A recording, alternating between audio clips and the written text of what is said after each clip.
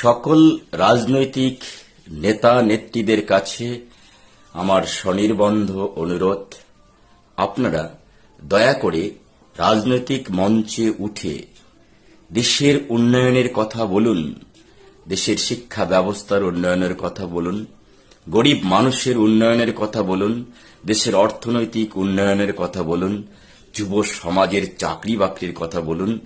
দয়া করে একটি বিষয় সম্পর্কে একটি শব্দ ব্যবহার করবেন না, that is religion, that is ধর্ম।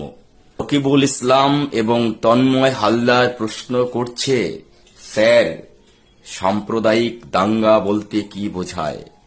হিন্দু মুসলিম অনৈক্য বলতে কি বোঝায়? সুতরাং বুঝতেই পারছেন, আপনারা রাজনৈতিক মঞ্চে উঠে যে বারবার বলে যাচ্ছেন সাম্প্রদায়িক দাঙ্গা, সাম্প্রদায়িক সম্প্রীতি, হিন্দু মুসলিম ঐক্য, হিন্দু মুসলিম অনৈক্য, এই জাতীয় শব্দ বলার আপনাদের কোনো প্রয়োজন নেই। আপনারা শুধু দেশের উন্নয়ন নিয়ে থাকুন।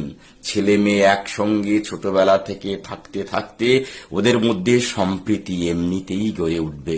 দয়া করে শিশুর অবচেতন মনে আপনারা এই নেগেটিভ শব্দগুলোকে ইনসার্ট করবেন না।